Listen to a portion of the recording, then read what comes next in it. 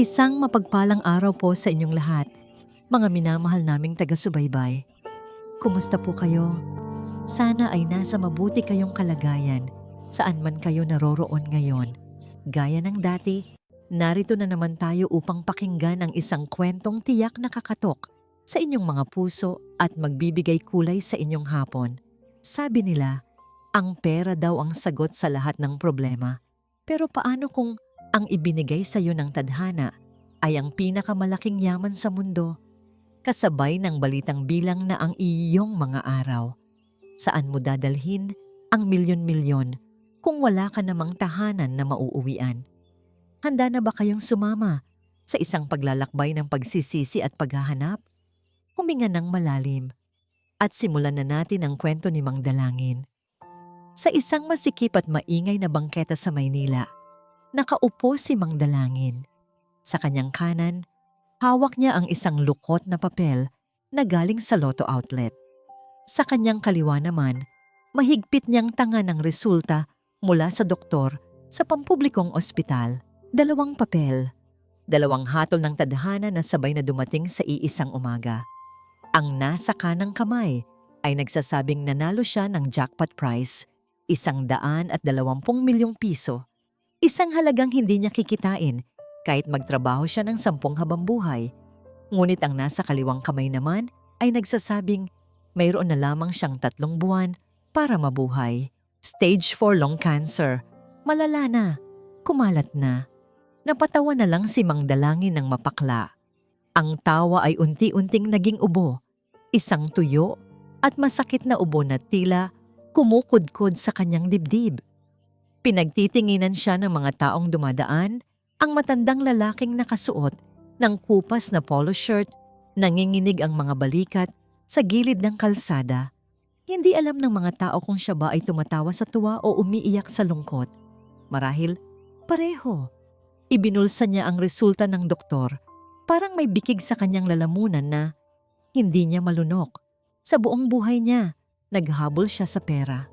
Dahil sa pera, naging mahigpit siya sa kanyang mga anak noon. Dahil sa trabaho, nakalimutan niyang dumalo sa mga graduation, sa mga birthday, sa mga simpleng salo-salo. Akala niya, ang pagiging mabuting ama ay ang pag-uuwi ng pagkain sa mesa. Kahit kapalit nito ay ang kanyang presensya. At ngayon, kung kailan nasa kamay na niya ang yamang pinapangarap ng lahat, saka naman siya sisingilin ng kanyang katawan. Tumayo si Mang Dalangin, medyo hilo pa dahil sa gamot at gutom. Naglakad siya patungo sa isang lumang karinderya at umorder ng kape. Habang humihigop ng mainit na inumin, dinukot niya ang kanyang pitaka. Luma na ito, tis-tis na ang balat sa gilid. Sa loob ng pitaka, may isang litrato na halos burado na ang kulay. Siya, ang yumaong asawa, at ang 4 na maliliit na bata. Si Kidlat na panganay, si Mara na laging nakangiti noon, si Yaman na mahilig magbilang ng barya, at si Alon, ang bunso na laging nakakapit sa kanyang binti. Napabuntong hininga siya. Matagal na silang hindi nag-uusap ng maayos. Ang mga anak niya ay may kani-kaniya ng matatayog na buhay. Siya na lang ang naiwan sa probinsya at ngayon, siya na lang ang mag-isang haharap sa kamatayan. O baka hindi. Biglang pumasok sa isip niya ang isang ideya. Isang mapanganib ngunit kailangang gawin na desisyon. Tiningnan niya ulit ang tiket ng loto. Ito ang tiket na pwedeng bumili ng kahit ano. Mansion, magagarang kotse, o kahit ang pinakamagaling na doktor. Pero alam ni Mang Dalangin, hindi nito mabibili ang kahapon. Gusto niyang malaman ang totoo. Bago siya pumanaw, gusto niyang maramdaman kung sino sa kanyang mga anak ang totoong nagmamahal sa kanya bilang ama. At hindi bilang isang bangko. Kumuha siya ng isang lumang panyo. Binalot niya ang tiket ng loto ng maingat. Itinupi ng paulit-ulit hanggang sa maging maliit na parisukat. Pagkatapos, tinanggal niya ang kanyang sapatos na butas na ang swelas. Doon, sa ilalim ng maduming sapin ng sapatos, isiniksik niya ang papel na nagkakahalaga ng 120 milyon. Tumayo siya at tiningnan ang sarili sa salamin ng karinderya. Matanda, payat. Ang damit ay luma at amoy gamot. Ang buhok ay puti at magulo. Walang bakas ng yaman. Walang bakas ng swerte. Tama na to. Bulong niya sa sarili. Sa ganitong itsura, makikita ko ang tunay nilang mga mata. Nagpasya siyang unahin ang panganay, si Kidlat, ang CEO ng isang malaking kumpanya sa Makati. Ang batang dati ipinagmamalaki niya dahil sa talino. Ngunit ngayon, ay tila nakalimot na sa pinanggalingan. Sumakay si Mang Dalangin sa jeep, siksikan, mainit. Ang bawat alog ng sasakyan ay parang pako na tumutusok sa kanyang mahinang baga. Pero tiniis niya, kailangan niyang makita si Kidlat. Pagdating sa Makati, halos malula si Mang Dalangin sa taas ng mga gusali. Ang mga tao ay nagmamadali, mababango, at nakasuot ng magagarang damit. Pakiramdam niya ay isa siyang basahan na naligaw sa palasyo. Tumigil siya sa harap ng isang dambuhalang building na salamin. Hacienda Hiraya Corp. Ang nakasulat sa ginto sa itaas ng pinto. Dito nagtatrabaho ang anak niya. Dito ang mundo ni Kidlat. Huminga ng malalim si Mang Dalangin. Inayos niya ng kaunti ang kanyang kwelyo. Kahit na alam niyang hindi nito matatakpan ang kanyang karukaan. Lumapit siya sa guard na nakatayo sa may pinto. Ang puso niya ay kumabog ng mabilis, hindi dahil sa sakit, kundi sa takot. Takot na baka ang pinto sa harap niya ay hindi na muling bumukas para sa kanya. Tumingala siya sa gusali at sa isang saglit, parang nakita niya ang mukha ng batang Kidlat na tumatakbo sa salubong sa kanya tuwing hapon. Anak, bulong ni Mang Dalangin, ang boses ay nanginginig sa halu-halong pag-asa at pangamba. Papapasukin mo ba ang tatay mo? Nakatayo si Kidlat sa harap ng dambuhalang salaming bintana sa ika-30 palapag ng Hacienda Hiraya Corp. Mula sa kinatatayuan niya, ang mga tao sa ibaba ay parang mga langgam. Maliliit, walang mukha, walang halaga. Inayos niya ang kanyang mamahaling necktie, Italian silk, kulay asul. Ito ang kulay ng tagumpay. Ngayong hapon, kakaharapin niya ang mga investors mula sa Japan. Walang puwang para sa pagkakamali. Walang puwang para sa kahit anong dumi. Ang lahat ay dapat pulido, mabango, at perpekto. Sir Kidlat, tawag ng kanyang sekretarya mula sa intercom. Ang boses nito ay may halong pag-aalangan. I'm sorry to interrupt, pero may naghahanap po sa inyo sa lobby. Kumunot ang noo ni Kidlat. Sabi ko, di ba? Hold all calls, papasukin mo na ang mga investors. Hindi po investors, sir. Sagot ng sekretarya. Isang matandang lalaki. Sabi niya, tatay niyo daw po siya. Pinipilit niyang pumasok pero hinarang ng security dahil medyo hindi po presentable ang suot.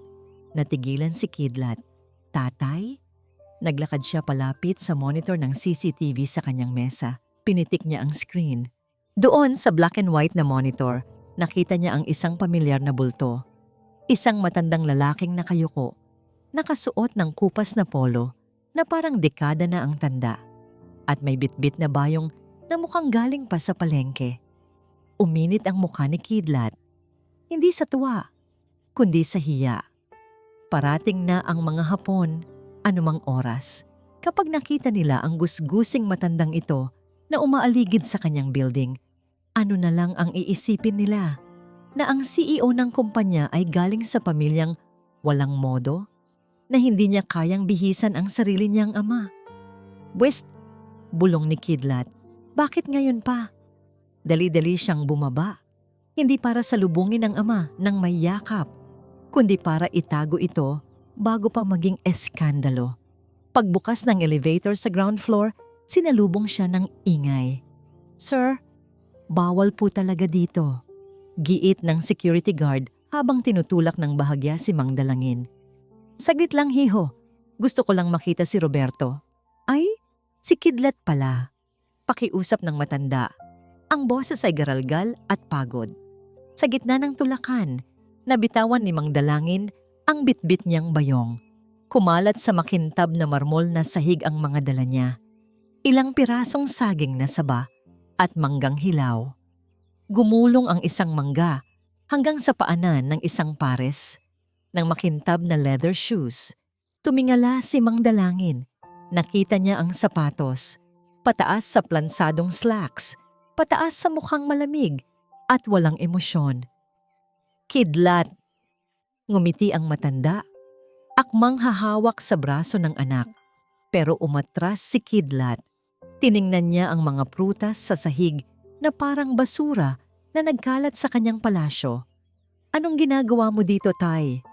Ang boses ni Kidlat ay mahina pero matalim. Alam mo bang oras ng trabaho? May meeting ako. Nawala ang nangiti sa labi ni Mang Dalangin. Ibinaba niya ang kanyang kamay. Nabalitaan ko kasing, na-promote ka daw. Dinalaw lang kita. Nagdala ako ng paborito mong saba. Saba? Tumaas ang kilay ni Kidlat. Tumingin siya sa paligid. Ang mga empleyado ay nagsisimula ng magbulungan. Ang guard ay nakatingin sa kanya, naghihintay ng utos. Tay, tingnan mo nga ang paligid mo. Tingnan mo ako. Tingnan mo yung dala mo. Sa tingin mo ba may panahon ako magluto ng saba? Anak, napadaan lang naman ako. Hindi, putol ni Kidlat. Nandito ka para manghingi, di ba? Alam ko na yan.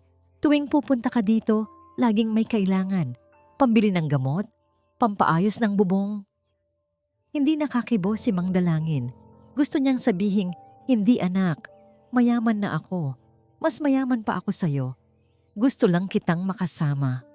Pero nanuyo ang lalamunan niya. Ang sakit ng kanyang sakit sa baga ay tila lumipat sa kanyang puso. Bumuntong hininga si Kidlat ng malalim. Halatang irita na. Dumukot siya sa kanyang bulsa. Kumuha siya ng isang malutong na 1,000 piso. Ang kulay asul na papel na kasing kulay ng kanyang necktie. Oh, ayan, sabi ni Kidlat sabay abot ng pera. Nang hindi agad kinuha ng ama, binitawan niya ito. Lumapag ang pera sa ibabaw ng mga nagkalat na saging. Umuwi ka na. Mag-taxi ka. Huwag kang magpapakita dito ng ganyan ang itsura mo. Nakakahiya sa mga kliyente ko. Tinitigan ni Mang Dalangin ang pera.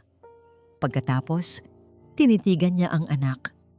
Wala siyang nakitang awa sa mga mata nito. Puro pader. Puro salamin. Matigas at malamig. Dahan-dahang lumuhod si Mang Dalangin. Akala ng guard ay magmamakaawa siya. Pero hindi.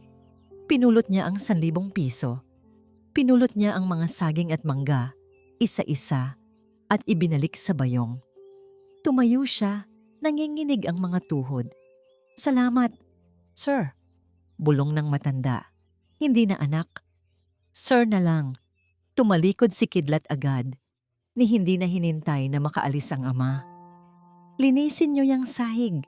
Utos niya sa janitor bago sumakay pabalik ng elevator. Naiwan si Mang Dalangin sa labas ng building. Ang init ng araw ay tumama sa kanyang mukha, pero pakiramdam niya ay nagyayelo ang kanyang buong pagkatao. Napahawak siya sa kanyang dibdib. Kumirot ito ng matindi. Napayuko siya at umubo. Isang ubong puno ng puwersa. Nang ilayo niya ang panyo sa kanyang bibig, may mantsa na naman ng dugo. Tiningnan niya ang building kung saan naroon ang anak niya sa tuktok. Napakataas. Napakalayo. Isa pa. Bulong niya habang pinupunasan ng luha at dugo.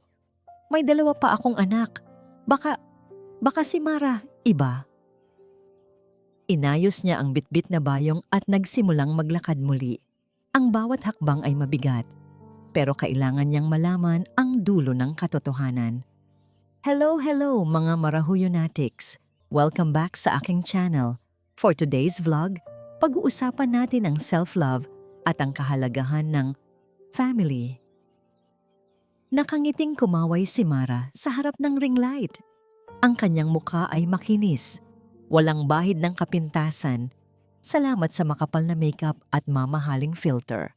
Sa likod niya ay ang kanyang puting-puting sala, malinis, mabango, puno ng mga scented candles na amoy lavender at vanilla. Ito ang kanyang mundo. Perpekto, mabango, at nakakasilaw. Sa screen ng kanyang phone, sunod-sunod ang pagpasok ng mga hearts at comments. "You're so inspiring, Miss Mara. Ang ganda mo talaga." Pakiramdam ni Mara ay nasa langit siya. Ito ang buhay na gusto niya. Malayo sa probinsya, malayo sa amoy ng putik at lansa ng isda. Biglang tumunog ang doorbell, napataas ang kilay ni Mara. "Oops, wait lang guys. Baka dumating na yung delivery ko from Paris. Don't leave, okay? I'll be right back." Iniwan niyang nakabukas ang kamera at nagmadaling pumunta sa pinto. Inayos niya ang kanyang silk na damit. Inaasahan niyang makikita ang delivery boy na may bitbit na kahon ng designer bag. Pero pagbukas niya ng pinto, hindi amoy ng bagong leather ang sumalubong sa kanya, kundi amoy ng pawis, amoy ng usok ng bus, amoy ng luma. Sa harap niya ay nakatayo si Mang Dalangin. Ang buhok ay gulo-gulo dahil sa hangin. Ang damit ay may mantsa ng alikabok. At sa paanan nito, may bitbit na bayong na may sumisilip na buntot ng isdang daing. Nanlaki ang mga mata ni Mara. Agad siyang lumingon sa likod. Tinitiyak na hindi abot ng camera lens ang kanyang ama. "Tay?" Pabulong na sigaw ni Mara, pero may diin na parang patalim. "Anong ginagawa mo dito? My God, hindi ka man lang nag-text." Ngumiti si Mang Dalangin, bagaman halatang hirap na hirap siya sa paghinga. "Surprise? Anak, napanood ko yung video mo nung isang araw. Sabi mo, namimiss mo na ang luto ng nanay mo, kaya nagdala ako ng daing at saka kaunting suman." Akmang iaabot ni Mang Dalangin ang bayong. Napahakbang paatras si Mara. Tinatakpan ng ilong gamit ang kanyang manicured na kamay. "Tay, ano ba? Ang baho niyan. Amoy patay na isda. Masisira ang ambiyansa ng kondo ko." Dali-daling hinila ni Mara ang ama. Hindi papasok sa sala, kundi papunta sa maliit na dirty kitchen malapit sa laundry area. Isiniksik niya ito doon na parang itinatago ang isang nakakahiyang sekreto. "Dito ka lang." Mabilis na utos ni Mara. "Nakalive ako. May libo-libong nanonood. Hindi ka pwedeng lumabas ng ganyan ang itsura mo. Look at you. Para kang pulubi." Napayuko si Mang Dalangin. Hinawakan niya ng mahigpit ang bayong. "Pasensya na anak. Mahaba kasi ang biyahe. Mainit sa bus. Kaya nga sinabi ko sa'yo na huwag kang pupunta basta-basta eh." Tiningnan ni Mara ang relo niya. Kailangan na niyang bumalik sa video. Pero hindi niya pwedeng hayaang ganito ang amoy ng ama niya. Baka dumikit ang amoy sa mga kurtina. Kinuha ni Mara ang isang bote ng mamahaling room spray mula sa estante. Walang pasabi, itinutok niya ito sa ama at nag-spray. Shhh! Shhh! Shhh! Napapikit si Mang Dalangin habang bumubugso sa mukha niya ang matapang na kemikal na amoy rosas. Napahawak siya sa dibdib at napaubo. "Ayan," sabi ni Mara, habang iwinawagayway ang kamay para mawala ang usok. "Para naman maging disente ka tingnan at amuyin. Tay, umuwi ka na lang please. Busy ako eh."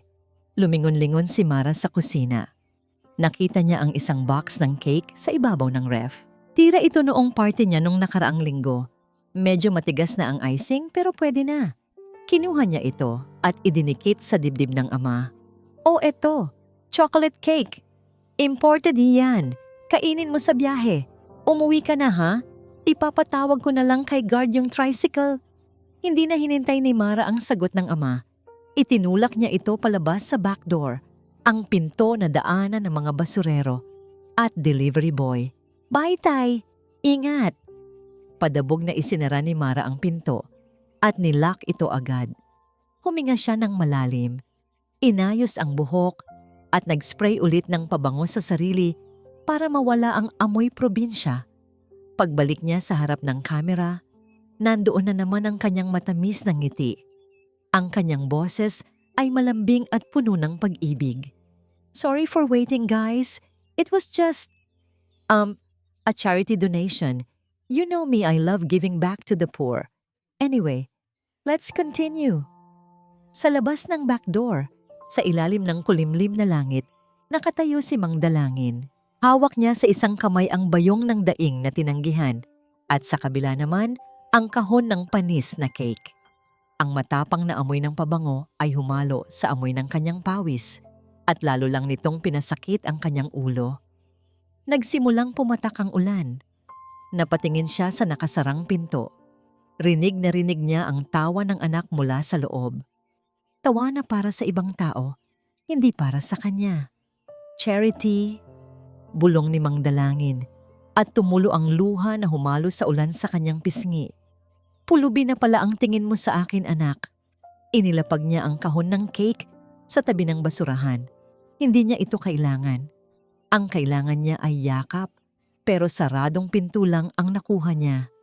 Umalis siya ng walang payong, habang ang ulan ay unti-unting binubura ang amoy ng mamahaling pabango na pilit inilagay sa kanya. Tahimik ang home office ni Yaman. Ang tanging naririnig lamang ay ang mabilis na tiktak-tiktak ng kanyang mga daliri sa calculator at ang mahinang ugong ng aircon. Nakasandal siya sa kanyang mamahaling leather chair. Nakakunot ang noo habang tinititigan ng graph sa kanyang laptop. Pula. Lahat ng investments niya ay bumabagsak. Inflation, recession, tumataas na presyo ng gasolina. Sa mundo ni Yaman, lahat ay numero. Ang kaligayahan ay nasusukat sa profit. Ang kalungkutan ay nasusukat sa loss. At sa araw na ito, malaki ang lugi niya. Bumukas ang pinto. Pumasok ang kanyang kasambahay. Medyo takot ang mukha. Sir Yaman, nandito po ang tatay niyo. Basang-basa po ng ulan. Papasukin ko po ba? Napabuntong hininga si Yaman. Tiningnan niya ang relo. Oras na para magpahinga. Pero heto at may dadagdag pa sa isipin niya. Papasukin mo. Malamig na utos ni Yaman. Pero sabihin mo, may 15 minutes lang ako. May conference call ako sa Singapore mamaya. Ilang sandali pa, pumasok si Mang Dalangin. Nanginginig ito sa ginaw. Ang kanyang damit ay basang-basa at kumakapit sa kanyang payat na katawan. Ang kanyang mga labi ay nangingitim na. Hindi tumayo si Yaman para yakapin ang ama. Hindi siya nag-alok ng tuwalya o mainit na kape. Sa halip, itinuro niya ang upuan sa tapat ng kanyang mesa. Isang upuang may plastic cover pa para hindi madumihan. Maupo ka, tay, sabi ni Yaman habang hindi inaalis ang tingin sa laptop. Ano nga tin? Straight to the point na tayo. Alam kong galing ka na kina Kuya Kidlat at Mara. Kung pera ang kailangan mo, pasensya na. Bagsak ang merkado ngayon. Umupo si Mang Dalangin ng dahan-dahan. Takot na mabasa ang mamahaling upuan. Anak! Garalgal ang boses ng matanda. Wala akong hinihinging pera. Gusto ko lang sana magpahinga. Masama kasi ang pakiramdam ko. Baka pwedeng dito muna ako sa'yo. Kahit ilang araw lang, kahit sa sofa lang. Huminto ang mga daliri ni Yaman sa pagtipa. Dahan-dahan siyang tumingin sa ama. Tiningnan niya ito mula ulo hanggang paa. Parang sinusuri ang isang sirang makina. Kinuha niya ang calculator. Tik, tak, tik, tak. Tay, pag-usapan natin to ng lohikal. Panimula ni Yaman, parang nakikipag-usap sa kliyente. Kung titira ka dito, additional expenses yan. Pagkain, kuryente, tubig. Mukhang may sakit ka, so kailangan ng gamot, check-up, baka hospitalization pa. Wala akong oras mag-alaga, so kailangan kumuha ng caregiver. Pinakita ni Yaman ang screen ng calculator sa ama. Tingnan mo to, tay.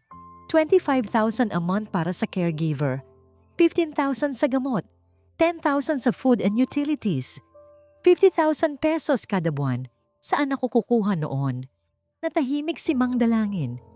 Ang halaga ng kanyang pagiging ama ay tinumbasan lang ng numero sa calculator. Pero may solusyon ako. Dugtong ni Yaman. Sabay hugot ng isang folder sa drawer. Yung lupa sa Agusan. Yung sinasaka mo dati, ibenta natin yun. May buyer ako. Kapag nabenta yun, Pwede kitang ipasok sa isang facility, home for the aged. Doon, may mag-aalaga sa'yo. Hindi ka pabigat sa amin. Inilapag ni Yaman ang isang dokumento at ballpen sa harap ng ama. Sign here, Tay. Authority to sell. Ito lang ang paraan para mabuhay ka nang komportable nang hindi nasisira ang budget ko. Tinitigan ni Mang Dalangin ang papel. Ang lupang yon ay pamana pa ng mga ninuno nila. Doon lumaki silang magkakapatid. At ngayon, gusto itong ibenta ni Yaman kapalit ng pag-aaruga na dapat sana ay libreng ibinibigay ng isang anak. Nanginginig ang kamay na kinuha ni Mang Dalangin ang ballpen. Napangiti si Yaman. Akala niya ay nanalo siya sa deal. Good decision, Tay. Practical lang tayo. Yumuko si Mang Dalangin at nagsulat sa papel. Pero hindi siya pumirma.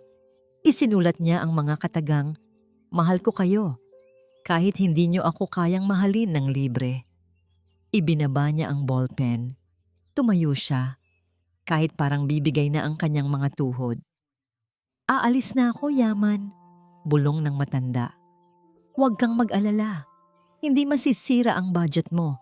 Hindi na ako babalik." Nagulat si Yaman nang makitang walang pirma ang papel, kundi mensahe lang. Pero bago pa siya makapagsalita, nakatalikod na ang ama at naglakad palabas ng pinto.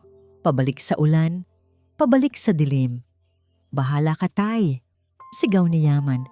Pilit na pinatitigas ang loob. "Huwag mong sabihing hindi kita binigyan ng option."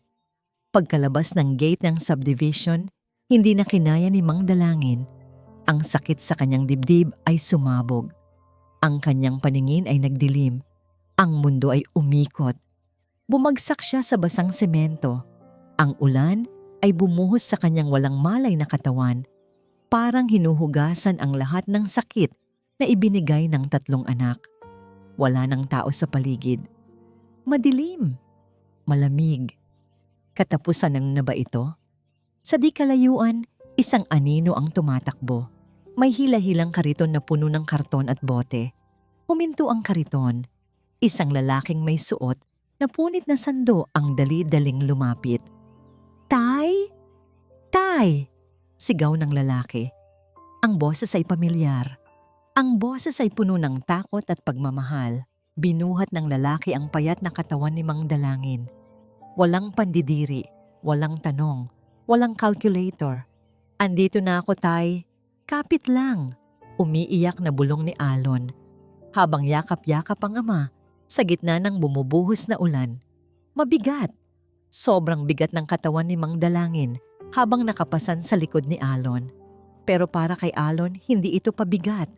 Ito ang bigat ng isang mundong matagal niyang gustong buhatin.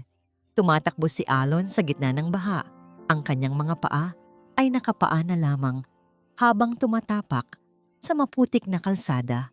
Pumara siya ng taxi, pero nang makita ng driver ang itsura nila, isang basurero na may pasan na matandang halos mamatay na, binilisan lang nito ang takbo. "Ayos lang, Tay," bulong ni Alon, kahit hinihingal at nananakit na ang kanyang mga binti. "Malapit na tayo. Konting tiis na lang." Nakarating sila sa Barangay Silong. Ito ang lugar na tinataguan ng syudad. Masikip, mabaho, dikit-dikit ang mga bahay na gawa sa pinagtagpi-tagping yero at plywood. Pumasok si Alon sa isang maliit na barong-barong sa dulo ng iskinita. Madilim sa loob. Ang sahig ay lupa na tinakpan lang ng linoleum. May mga timba sa paligid dahil tumutulo ang bubong. Dahan-dahang ibinaba ni Alon ang ama sa kanyang papag, ang kaisa-isang higaan sa bahay. Mabilis siyang kumilos. Kumuha siya ng tuyong damit, ang pinakamaganda niyang t-shirt na tinatabi niya para sa Pasko. "Tay!" Gising ni Alon habang tinatanggal ang basang polo ng ama. "Andito na tayo sa bahay ko. Pasensya ka na, maliit lang." Iminuwat ni Mang Dalangin ang kanyang mga mata. Malabo ang paningin niya, pero naramdaman niya ang init ng pag-aalaga. Hindi aircon, kundi init ng katawan ng tao. Kumuha si Alon ng palanggana at maligamgam na tubig. Lumuhod siya sa paanan ng ama. Dahan-dahan niyang hinubad ang sapatos ni Mang Dalangin, ang sapatos na may nakatagong yaman sa ilalim ng suwelas. Inilagay ni Alon ang sapatos sa isang tabi nang may pag-iingat na parang ito ay gawa sa ginto. Hindi alam na may ginto nga sa loob nito. Isinaawasaw ni Alon ang bimpo sa tubig at pinunasan ang paa ng ama. Ang paang puno ng putik. Ang paang naglakad sa marmol na sahig ni Kidlat, sa mabangong kondo ni Mara at sa malinis na opisina ni Yaman. Sa lahat ng lugar na yon, ang paang ito ay itinaboy. Dito lang sa barong-barong na ito ay hinahagkan at nililinis. Napaluha si Mang Dalangin. Naramdaman niya ang magagaspang na kamay ng anak na humahaplos sa kanyang balat. Kamay na sanay sa paghakot ng basura pero napakalambot kung mag-alaga. Alon, bulong ng matanda.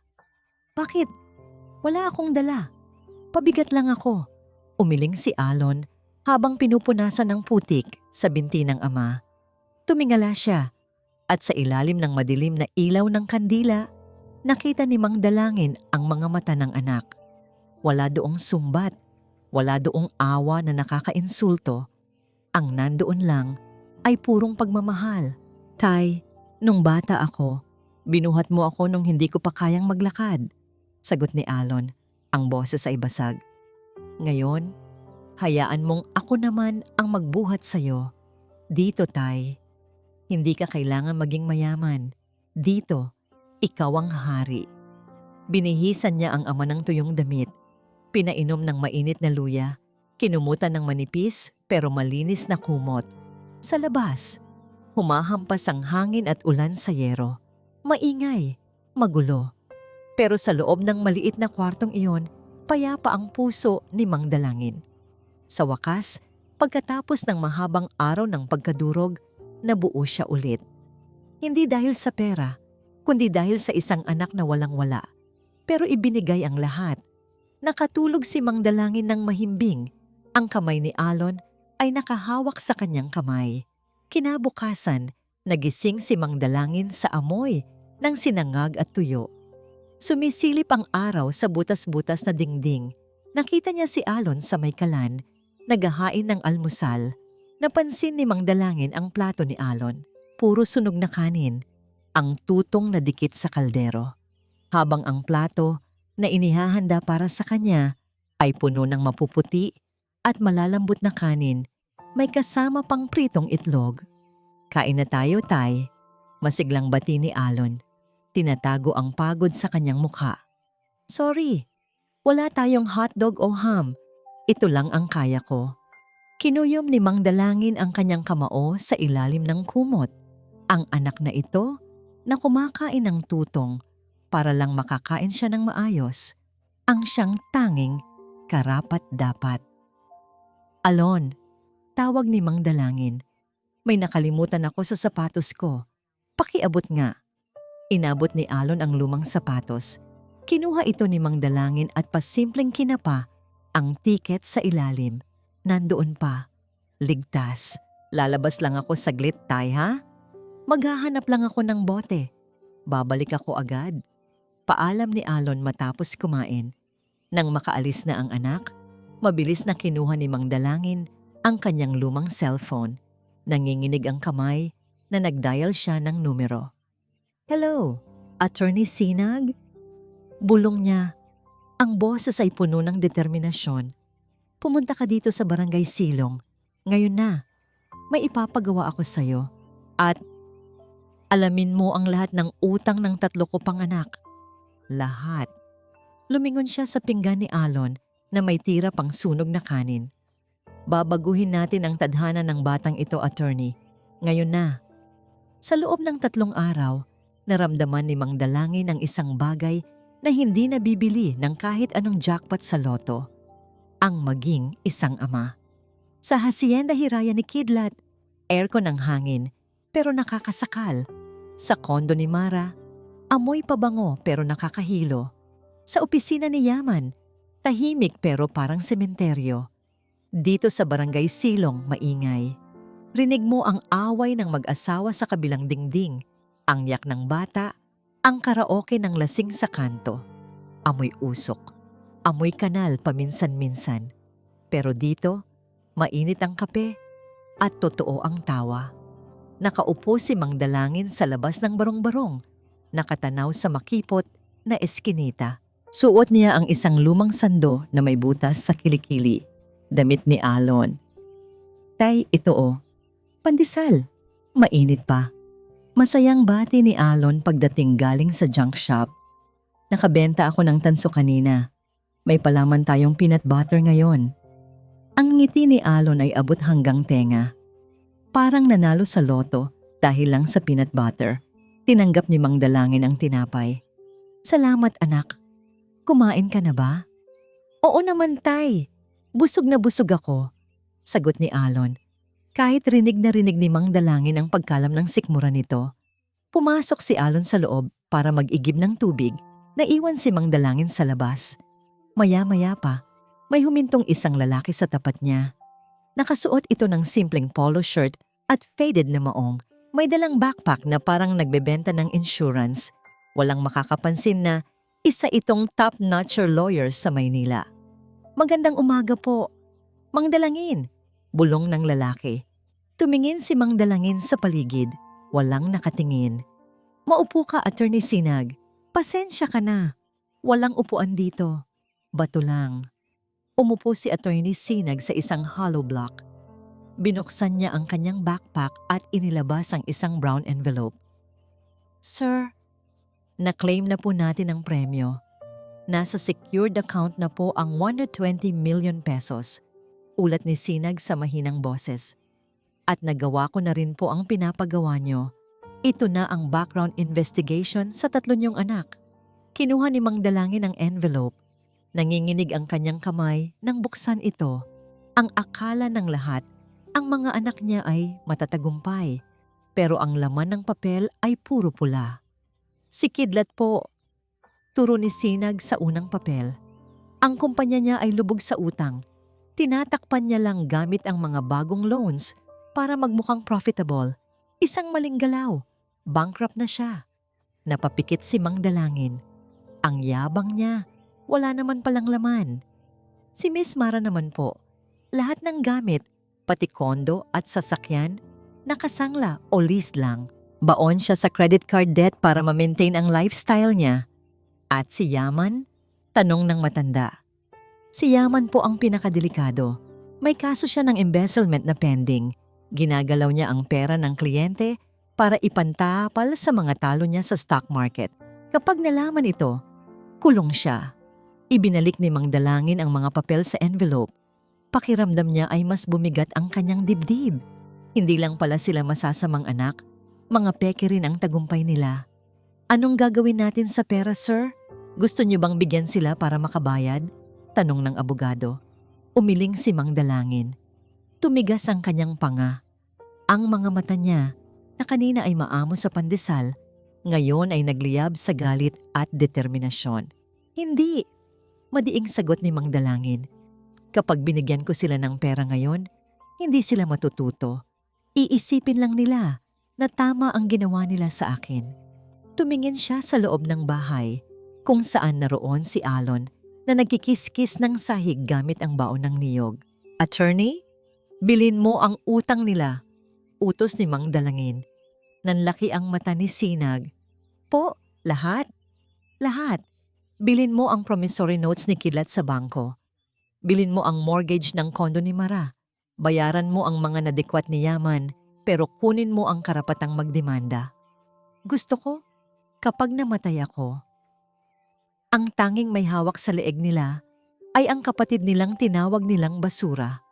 Naintindihan ni Sinag ang plano. Isa itong marahas na pagmamahal. Masusunod po, sir. Aayusin ko na ang mga papeles. Ilalagay ko lahat sa pangalan ng solely hair ninyo. Si Alon. Tumayo na si Attorney Sinag at nagpaalam. Magpagaling po kayo, sir. Nang makaalis ang abogado, muling lumabas si Alon. May dalang baso ng tubig. Sino yon, tay? Ahente ng kuryente? Oo, anak. Nagtatanong lang. Pagsisinungaling ni Mang Dalangin habang tinatago ang envelope. Sa ilalim ng kanyang unan, biglang kumirot ang baga ni Mang Dalangin. Isang kirot na parang may humihiwa sa loob. Oh, napahawak siya sa dibdib. Tay, ayos ka lang. Dali-daling lumapit si Alon. Napaubo si Mang Dalangin. Malakas. Sunod-sunod. Tinakpan niya ang bibig gamit ang kanyang palad. Nang alisin niya ito, puno ng dugo ang kanyang kamay. Nanlaki ang mata ni Alon. Dugugo. Tay, dadalhin kita sa ospital. Maghahanap ako ng paraan, mangungutang ako. Mabilis na isinara ni Mang Dalangin ang kanyang palad. Ikinuyom ang dugo. Pilit siyang ngumiti kahit namumutla na. Wala to, anak. Sa gilagid ko lang to. Matigas kasi yung pandesal. Pero tay, hinawakan ni Mang Dalangin ang pisngi ng anak gamit ang malinis niyang kamay. Ayos lang ako, Alon. Masaya ako. Huwag kang mag-alala. Dito lang tayo. Dito lang ako.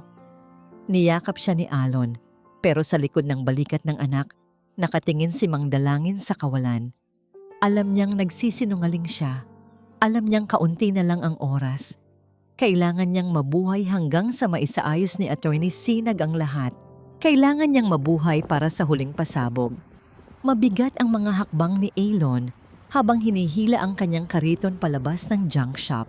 Pero sa pagkakataong ito, hindi niya ito hinihila para magtrabaho. Hinihila niya ito para iwanan. Sigurado ka na ba, Alon?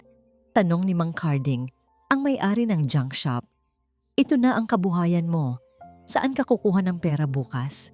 Napahawak si Alon sa kinakalawang na hawakan ng kariton. Dito siya kumukuha ng pambili ng bigas, pambayad sa kuryente, pambili ng tubig. Ito ang kasama niya sa init at ulan. Pero nang maalala niya ang dugo sa palad ng kanyang ama kanina, nawala ang pag-aalinlangan niya. Kailangan ko ng pambili ng gamot, Tay Carding. Sagot ni Alon. Pilit nang ngumingiti. At gusto kong ipagluto si tatay ng manok. Matagal na siyang hindi nakakatikim ng manok. Inabot ni Mang Carding ang ilang daang piso. Maliit na halaga kapalit ng kanyang machine sa paghahanap buhay. Pero para kay Alon, sapat na ito para sa gabing ito. Dumiretso siya sa palengke. Bumili siya ng isang buong manok, luya, sayote at malunggay. Bumili rin siya ng mamahaling gamot sa ubo at pain reliever. Umuwi siya sa barangay Silong habang bumubuhos ang ulan. Basang-basa siya, pero mainit ang kanyang puso. Pagdating sa bahay, nadatnan niyang nakahiga si Mang Dalangin. Nakatitig sa kisame na tinatapalan ng plastik para hindi tumulo. Tay, may sorpresa ako. Masiglang bati ni Alon. Tinola, mainit na sabaw para sa malamig na gabi. Hindi nagtanong si Mang Dalangin kung saan galing ang pera. Tinitigan lang niya ang anak na abalang-abala sa paghihiwa ng sibuyas sa maliit nilang kalan. Ang usok ng ginisa ay pumuno sa masikip na kwarto, tinatakpan ng amoy ng luma at sakit. Nang maluto ang pagkain, inalalayan ni Alon ng ama para bumangon. Sa ilalim ng aandap-andap na ilaw ng kandila, dahil naputulan na sila ng kuryente, pinagsaluhan nila ang tinola. Humigop ng sabaw si Mang Dalangin. Mainit, masarap, lasang pagmamahal. Anak, basag na boses ni Mang Dalangin. Patawarin mo ako ha. Natigilan si Alon sa pagsubo. Bakit naman tay? Ang sarap kaya ng luto ko. Patawad kasi. Wala akong naibigay sa'yo. Patuloy ng matanda. Nangingilid ang luha. Yung mga kapatid mo, na pagtapos ko, nabigyan ko ng puhunan. Ikaw, ito lang ang naiwan ko sa'yo. Hirap. Inilapag ni Alon ang kanyang plato. Hinawakan niya ang kamay ng ama. Malamig at butot balat na. Tay, wag mong sabihin yan. Seryosong sagot ni Alon. Sila Kuya Kidlat, oo, mayaman sila. Pero tingnan mo naman nasaan sila ngayon. Tay, ang yaman ko ay yung nakakasama kita, yung naalagaan kita. Hindi nabibili yun. Napangiti si Mang Dalangin. Isang nangiting puno ng kapayapaan. Tandaan mo yan, Alon ha? Kahit anong mangyari, Ikaw ang pinakamayaman sa pamilyang ito. Huwag mong kakalimutan yan. Pagkatapos kumain, nagpaalam saglit si Alon para mag-igib ng tubig sa poso sa labas. Kailangan nila ng panligo bukas. Habang wala si Elon, mabilis na kinuha ni Mang Dalangin ang cellphone ng anak na naka-charge sa powerbank. Lumana ito. Basag ang screen, pero gumagana pa ang camera. Itinutok niya ito sa sarili. Inayos niya ang kanyang buhok. Huminga siya ng malalim para hindi maubo. Pinindot niya ang record. Kidlat, Mara, Yaman, at sayo Alo. Panimula niya sa video. Ang kanyang mga mata ay diretso sa lente, puno ng bigat at pag-asa. Kung napapanood niyo to, ibig sabihin wala na ako. May gusto akong sabihin sa inyo. Nagsalita siya ng mabilis. Bawat segundo ay mahalaga. Ibinuhos niya ang lahat ng laman ng dibdib niya. Ang sakit ng pagtataboy, ang katotohanan sa likod ng loto, at ang huli niyang bilin. Nang marinig niya ang mga yapak ni Alon pabalik, mabilis niyang tinapos ang video at itinago ang file sa isang folder na hindi agad mapapansin. Ibinalik niya ang phone sa dating pwesto. "O Tay, tulog na tayo," sabi ni Alon pagpasok. Bit-bit ang timba ng tubig. Inilatag ni Alon ang banig. Pinahiga ang ama. Kinumutan. Sa labas, humuhuni ang hangin. Sa loob, rinig ang mabigat na paghinga ni Mang Dalangin. "Good night, Tay. Bukas, magiging mas maganda ang araw natin." Bulong ni Alon bago pumikit sa tabi ng ama. Hinintay ni Mang Dalangin na humilik ng mahina si Alon. Dahan-dahan, sobrang dahan-dahan, hinalikan niya ang noo ng anak. "Salamat anak. Ikaw ang naging tahanan ko," bulong ni Mang Dalangin. Bumangon ang matanda nang dahan-dahan. Ang bawat galaw ay masakit, pero mas masakit para sa kanya kung magigising si Alon kinabukasan na may bangkay sa tabi nito. Ayaw niyang maging dagdag na gastusin at trauma sa anak. Gusto niyang maalala siya ni Alon na buhay, hindi patay. Kinuha niya ang kanyang lumang sapatos na wala ng tiket dahil nasa bangko na ang pera. Kinuha niya ang maliit na supot ng gamit. Tumingin siya sa natutulog na si Alon sa huling pagkakataon. "Paalam, bunso." Lumabas si Mang Dalangin sa pinto. Sumuong sa dilim ng gabi at ambon. Pabalik sa lugar kung saan nagsimula ang lahat. Sa agusan. Umaga. Tumilaok ang manok ng kapitbahay. Nagising si Alon at kinapa ang katabi. "Tay, gising na. Magkakapita." Natigilan si Alon. Napabangon siya. Walang tao sa banig. "Tay?" Tiningnan niya ang CR. Wala. Tiningnan niya ang labas. Wala. Ang tanging naiwan sa higaan ay ang maayos na pagkakatupi ng kumot at ang amoy ng gamot na unti-unti nang nawawala. "Tay!" Sigaw ni Alon. Tumakbo palabas sa eskinita. Paikot-ikot. Nagtatanong sa mga kapitbahay. Pero walang nakakita. Bumagsak si Alon sa putikan. Hawak ang kumot ng ama. Alam niya sa puso niya. Hindi na babalik si Mang Dalangin. Ito na ang huling hapunan. Tumunog ang cellphone ni Kidlat sa gitna ng isang board meeting. Isang unknown number mula sa probinsya. Pinatayan niya ito. Tumunog ang cellphone ni Mara habang nasa gitna ng photoshoot. Tiningnan niya ito at umirap. "Istorbo naman," bulong niya. Tumunog ang cellphone ni Yaman habang nagbabasa ng stock market trends. Sinagot niya ito ng padabog. "Hello? Sino to?" Ang nasa kabilang linya ay ang kapitan ng barangay sa Agusan. Ang balita ay simple pero mabigat. Ang kanilang ama na si Mang Dalangin ay umuwi sa lumang bahay at mukhang huling gabi na niya ito. Agad na nagkaroon ng conference call ang tatlong magkakapatid. Hindi para magiyakan, kundi para magsisihan. "Hindi ako pwede ngayon," bungad agad ni Kidlat. Ang boses ay puno ng stress. "May merger kaming inaasikaso. Ikaw na lang pumunta, Mara. Wala ka namang ginagawa kundi mag-post sa internet." "Excuse me?" Tili ni Mara sa kabilang linya. May brand launch ako bukas. Hindi ako pwedeng mawala. Masisira ang karir ko. Si Yaman na lang. Siya naman ang may hawak ng pera. Bakit ako? Sagot ni Yaman. Ang layo ng Agusan. Sayang sa oras at gas. Tsaka, bakit ngayon pa siya umuwi doon? Pwede naman siyang mamatay sa ospital dito sa Maynila Katahimikan. Walang gustong umako. Walang gustong magsakripisyo.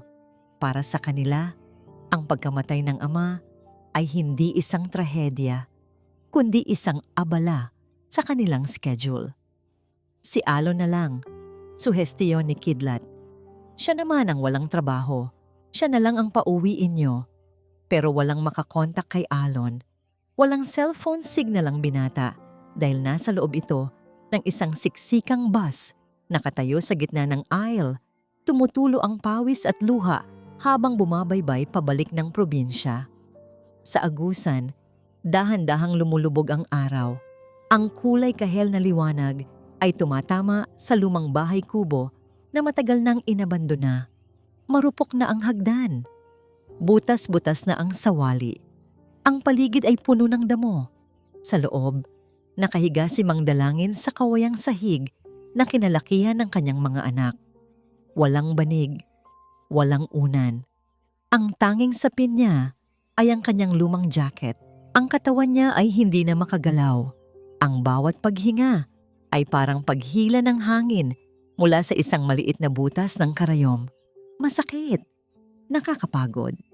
Tumingin siya sa mga dingding. Naalala niya noong maliliit pa ang mga anak niya. Dito sa sulok na ito, natutong maglakad si Kidlat. Doon sa may bintana, laging nagpapatiklat si Mara kapag sinusuklay ang buhok. Sa ilalim ng mesa, laging nagtatago si Yaman kapag ayaw maligo. At dito, sa mismong pwesto kung saan siya nakahiga, dito siya laging tinatabihan ni Alon tuwing kumukulog at kumikidlat. Mga anak, bulong ni Mang Dalangin sa hangin. Patawad kung naging mahigpit ako.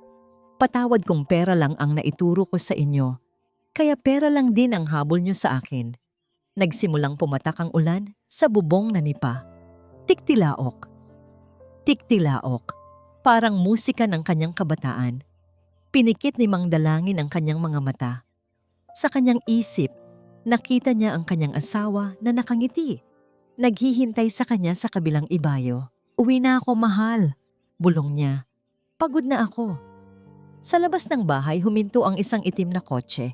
Bumaba si Attorney Sinag. Hindi siya pumasok. Nanatili siya sa labas. Nagbibigay galang sa huling sandali ng kanyang kliyente. Alam niyang tapos na ang misyon.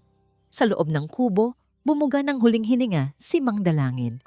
Isang mahabang pagpapakawala ng lahat ng sakit, lahat ng lungkot, at lahat ng pagmamahal na hindi nasuklian.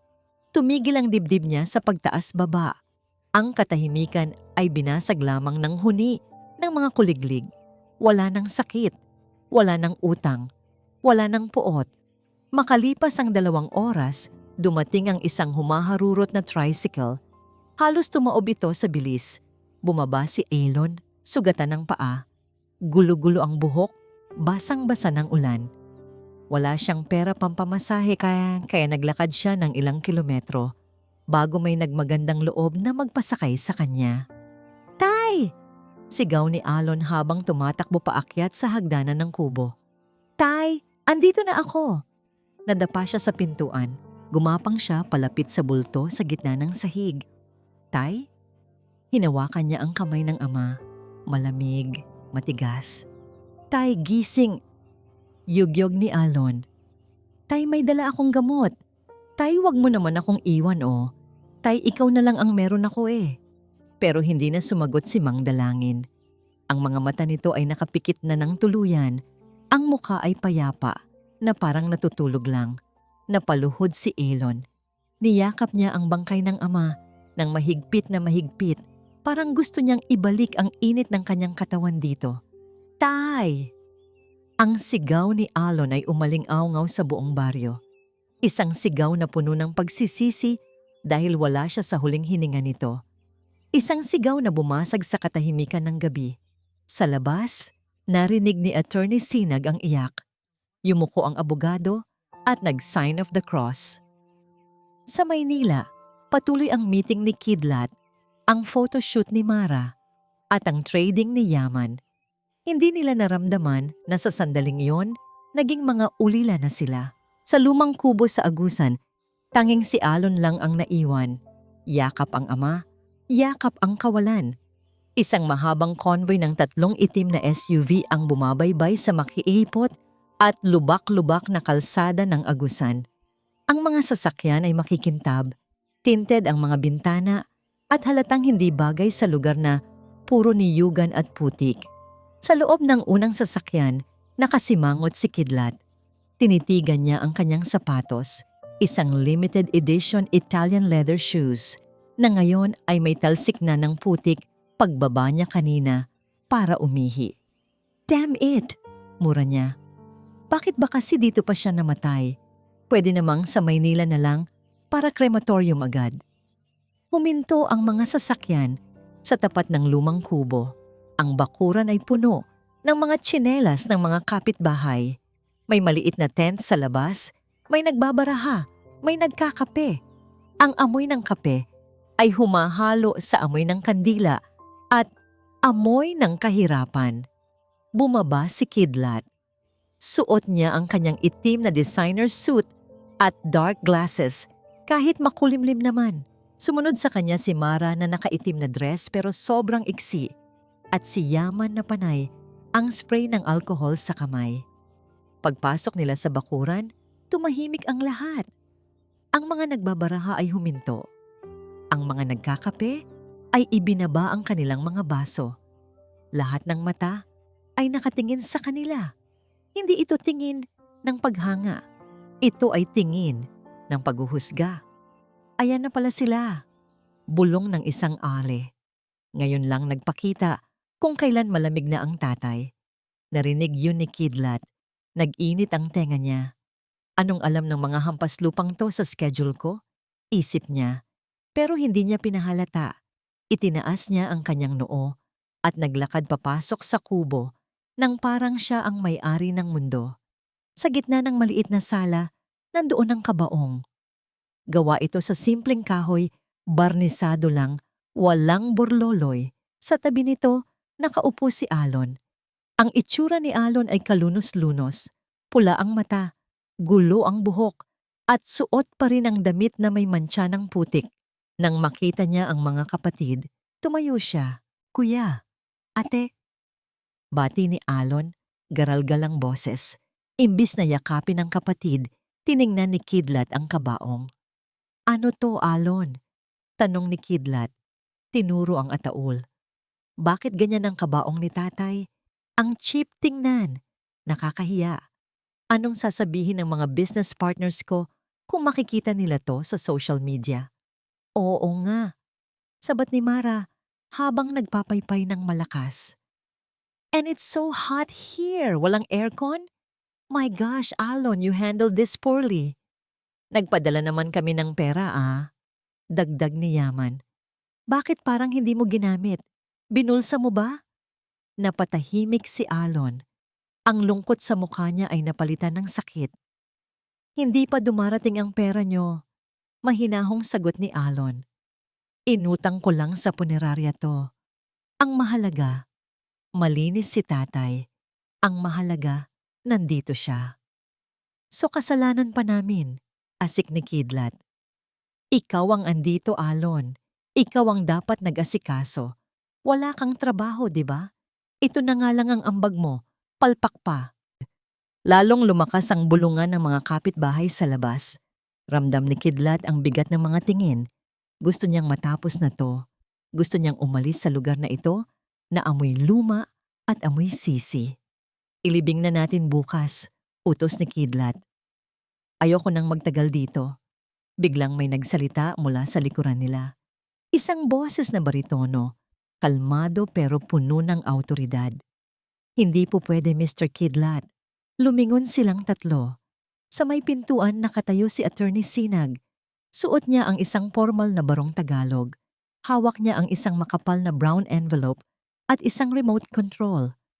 "Sino ka naman?" Mataray na tanong ni Mara. "Ako po si Attorney Sinag, ang legal counsel ng yumaong Mang Dalangin." Nagkatinginan sina Kidlat, Mara at Yaman. Napatawa ng bahagya si Yaman. Legal counsel? Si tatay? May lawyer? Wala ngang pambili ng gamot yun eh. Hindi ngumiti ang abogado. Naglakad ito palapit sa gitna, sa tabi ng kabaong. "May mga bagay tungkol sa ama ninyo na hindi nyo alam." Seryosong sabi ni Sinag. "At bago natin siya ihatid sa huling hantungan, may iniwan siyang bilin. Isang bilin na dapat nyong panoorin." Iwinagayway ni Sinag ang kamay sa kanyang mga tauhan. Mabilis na nag-set up ang mga ito ng isang puting tela, projector screen, sa dingding at isang projector. Kinabahan si Kidlat. Bakit may ganito? Di kaya may utang si tatay na ipapasa sa kanila? "Anong kalokohan to?" Reklamo ni Kidlat. "We don't have time for this drama." "Kailangan niyo pong magkaroon ng oras," madiing sagot ni Sinag. Tumingin siya ng diretso sa mata ni Kidlat. "Dahil ang future ninyong tatlo ay nakasalalay sa video na ito." Namutla si Yaman. Natahimik si Mara. Napalunok si Kidlat. Pinatay ang mga ilaw sa kubo. Tanging ang liwanag ng projector ang gumuhit sa dilim. Ang ingay sa labas ay huminto. Lahat ay nag-aabang. Sa screen, lumabas ang isang pamilyar na mukha. Payat, matanda, pero ang mga mata ay buhay na buhay. "Start!" Utos ni Sinag, at nagsimulang magsalita ang patay. Bumukas ang projector. Isang malaking parisukat na liwanag ang tumama sa puting tela na nakasabit sa dingding ng lumang kubo. Ang liwanag ay tumagos sa usok ng mga kandila. Lumilikha ng isang multo sa hangin. Tahimik ang lahat. Ang mga kapitbahay ay nagsiksikan sa bintana at pintuan. Sina Kidlat, Mara at Yaman ay nakaupo sa harap, hindi makagalaw, parang mga batang nahuli sa akto. Si Alon naman ay nakayuko sa tabi ng kabaong, hawak ang kamay ng ama. Sa screen, lumabas ang mukha ni Mang Dalangin. Medyo magalaw ang kamera, halatang hawak kamay lang. Ang background ay ang madilim na kwarto sa bahay ni Alon. Nagre-record na ba to?" Tanong ni Mang Dalangin sa video. Umuubo siya ng bahagya, tapos ay ngumiti. Isang nangiting mapait. "Mga anak, Kidlat, Mara, Yaman, at sayo Alon," panimula ng matanda. "Kung pinapanood nyo to, ibig sabihin, tapos na ang palabas. Oras na para sa totoo." Kumabog ang dibdib ni Kidlat. Anong palabas? Sa video, itinaas ni Mang Dalangin ang isang papel. Ang tiket ng loto. "Nanalo ako," sabi ni Mang Dalangin ng mahinahon. "Jackpot, 120 milyong piso. Hawak ko na to nung araw na pumunta ako sa inyo." Sabay-sabay na napasinghap ang mga tao sa paligid. Hala, milyonaryo pala si Mang Dalangin. Diyos ko po. Nanlaki ang mga mata ni Mara. Nalaglag ang panga ni Yaman. Napahawak si Kidlat sa kanyang upuan. 120 milyon? At itinaboy nila ang ama nila na parang pulubi. Pero bago ko sabihin sa inyo, patuloy ni Mang Dalangin sa video, gusto ko munang malaman kung sino ba talaga kayo kapag walang nakatingin. Biglang nagbago ang video. Hindi na ito selfie video. Ito ay mga clip na kinuha ng patago. Nakatago ang cellphone sa bulsa ng polo ni Mang Dalangin. Nakasilip ang lens sa butas ng butones. Clip 1. Clip 1. Ang opisina. Sa screen, rinig na rinig ang boses ni Kidlat. Malinaw ang kuha mula sa mababang anggulo. Dahil nakaluhod si Mang Dalangin noon. "Tingnan mo ako. Tingnan mo yang dala mo. Sa tingin mo ba may panahon ako magluto ng saba?" Kitang-kita ang kamay ni Kidlat na naghulog ng 1,000 piso sa sahig. "Linisin niyo yang sahig." Sa loob ng kubo, parang sinampal si Kidlat. Ramdam niya ang nag-iinit na titig ng mga kapitbahay sa likod niya. Grabe ang yabang pala. Bulong ng isa. Sariling ama. Tinapunan ng pera. Clip 2. Ang kondo. Ang video ay lumipat sa isang magarang kusina. Rinig ang tunog ng spray. Shhh! Shhh! Tay! Ang baho niyan. Amoy patay na isda. Boses yun ni Mara. Kitang-kita sa video nang itulak niya ang ama sa pinto at abutan ng panis na cake. Charity donation. Napatakip ng mukha si Mara. Gusto niyang lamunin siya ng lupa. Ang image niyang mabait at loving daughter sa social media ay gumuho sa loob ng ilang segundo. Clip 3. Ang opisina ni Yaman. Ang huling clip ay ang pinakamasakit. Rinig ang tiktak ng calculator. 25,000 a month para sa caregiver. Saan ako kukuha noon? Sign here, Tay. Authority to sell. Yumuko si Yaman. Hindi niya matingnan ng screen. Ang pagiging matalino niya sa pera ay nagmukhang kasakiman sa mata ng lahat. Pagkatapos ng 3 clip, bumalik ang mukha ni Mang Dalangin sa screen. Umiiyak na ito. Masakit mga anak, sabi ng matanda. Masakit pa sa cancer ko. Akala ko, nagpalaki ako ng mga tao. Pera lang pala ang pinalaki ko. Lumingon ang kamera sa gilid. Nakita sa video si Elon, natutulog sa sahig, walang unan. Ipinakita ni Mang Dalangin ang plato ni Alon na may sunog na kanin. Pero salamat sa Diyos. Ngumiti si Mang Dalangin, puno ng pagmamahal. May isa pa akong anak, si Alon, ang batang walang-wala. Pero ibinigay ang lahat. Siya ang tunay na yaman ko. Namuti ang screen, tapos na ang video. Bumukas ang mga ilaw sa kubo. Ang liwanag ay tila masakit sa mata. Walang makagsalita. Ang katahimikan ay nabasag lamang ng hikbi ni Alon. Nakadukdok ang mukha niya sa kabaong ng ama. Hindi niya alam ang tungkol sa video. Ang alam lang niya, miss na niya ang tatay niya. Tumayo si Attorney Sinag sa gitna. Pinatay niya ang projector. Ang mukha niya ay walang emosyon. Habang tinitingnan ang 3 nakaupong magkakapatid na ngayon, ay parang mga basang sisiw. Mr. Kidlat, Miss Mara, Mr. Yaman, tawag ni Sinag. Ang boses niya ay umaalingaw-ngaw sa katahimikan. Dahan-dahang nag-angat ng tingin ng 3. Puno ng hiya, pero may halong takot. Kinuha ni Sinag ang makapal na folder sa ibabaw ng mesa. Ibinagsak niya ito ng malakas. Blog. Napanood na natin ang katotohanan ng inyong puso, sabi ng abogado. Ngayon, pag-usapan naman natin ang katotohanan ng inyong mga bulsa. Binuksan ni Sinag ang folder. 20 million pesos. Totoong nakuha ni Mang Dalangin yun, sabi ni Sinag. Nagliwanag ng kaunti ang mata ni Yaman. Pera. Pero, dugtong agad ni Sinag. May talimang boses. Wala na ang pera. Ha? Sabay-sabay na sigaw ng 3. Saan napunta? Ngumiti si Sinag. Isang nangiting nakakakilabot. Ginamit ni Mang Dalangin ang pera bago siya namatay para bilhin ang isang bagay na napakahalaga sa inyo. Dinampot ni Sinag ang 3 dokumento at iwinagayway sa mukha nila. Binili niya ang inyong mga utang. Nanlamig ang buong katawan ni Kidlat. Parang huminto ang tibok ng puso ni Mara at Yaman. Ang bank loans ng kumpanya mo, Kidlat, ang sangla ng kondo mo, Mara, at ang mga kaso mo, Yaman, isa-isang tinuro ni Sinag. Ang tatay niyo ang nagbayad sa bangko. Kaya ngayon, hindi na kayo sa bangko may utang. Lumingon si Sinag kay Alon, nagulat na gulat at nakatingin sa kanila. Ang may-ari ng buhay niyo ngayon ay ang kapatid niyong si Alon. Nanginig ang kamay ni Yaman habang hawak ang isang pirasong papel na inabot ni Attorney Sinag. Assignment of credit, ang nakasulat sa itaas. Legal document, notaryado. Totoo. Bilang isang financial analyst, sanay si Yaman magbasa ng kontrata. Sanay siya sa mga numero, sa interest rates, sa penalties.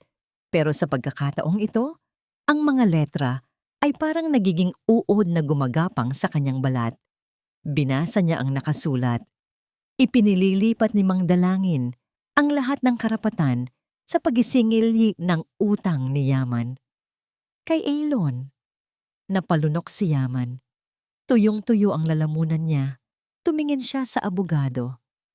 Attorney, halos hindi lumabas ang boses ni Yaman. Anong ibig sabihin nito? Binayaran ni tatay ang mga investors ko? Oo, sagot ni Sinag ng walang kaemo-emosyon. Binayaran niya ang 15 million pesos na nawawala sa pondo ng kliyente mo. Yung perang ginamit mo sa sugal sa stock market. Yung perang magdadala sana sa'yo sa kulungan sa bilibid. Parang binuhusan ng malamig na tubig si Yaman. Alam pala ni tatay? Alam ng lahat? Pero, dugtong ni Sinag at dito naramdaman ni Yaman ang tunay na bigat ng sampal. Hindi donasyon ang ginawa ng tatay niyo. Binili niya ang utang. Ibig sabihin, hindi na kayo sa investors may utang. Hindi na sa bangko. Lumingon si Sinag kay Alon na nakatulala pa rin sa tabi ng kabaong. Kay Alon na kayo may utang. At base sa kasunduan, payable on demand ito. Ibig sabihin, kung gugustuhin ni Alon ngayon, pwede niyang ipahatak ang kotse niyo, ipalayas kayo sa kondo, o ipakulong ka, Yaman, dahil sa estafa. Napatingin si Yaman kay Kidlat at Mara. Si Mara, na kanina ay nagrereklamo sa init, ngayon ay nanginginig at namumutla. Hawak niya ang dokumento ng pagkakasangla ng kondo niya. Alam niyang sa isang kumpas lang ng kamay ni Alon, sa kalsada, siya pupulutin. Wala na ang rich kid lifestyle. Si Kidlat naman, ang mapagmataas na CEO, ay parang nanliit. Ang kumpanyang ipinagmamalaki niya ay pag-aari na pala ng kapatid na basurero. Katahimikan, nakakabinging katahimikan sa loob ng kubo. Ang mga kapitbahay sa labas ay hindi na nagbubulungan. Nakikiramdam sila sa tensyon. Dahan-dahang lumingon si Yaman kay Alon. Si Alon, ang kapatid na tinawag niyang pabigat. Ang kapatid na inalok niya ng 500 pesos kapalit ng paglayo. Ang kapatid na kinalkulan niya ang halaga at lumabas na lugi. Ngayon, si Alon ang may hawak ng calculator. Alon, tawag ni Yaman. Ang boses niya ay naging manipis, parang sa bata. Tumingala si Alon. Pula ang mga mata nito sa kaiiyak. Hindi niya naintindihan ang mga legal terms. Hindi niya alam kung ano ang assignment of credit. Ang alam lang niya, namatay ang tatay niya, na masama ang loob sa mga kapatid niya. Bakit? Tanong ni Alon. Mahina, walang galit. Alon, pakinggan mo ako. Biglang singit ni Kidlat. Nauutal, pilit na binabalik ang pagiging kuya. Bro, alam kong masama ang loob mo. Pero negosyo to, di ba? Pamilya tayo. Hindi mo naman gagawin sa amin yun, di ba? Hindi mo kami sisingilin agad. Alon, please! Sabat ni Mara. Tumutulo na ang luha at nasisira ang maskara. Wala akong matitirhan. Maawa ka naman sa ate mo. Lumapit si Yaman kay Alon.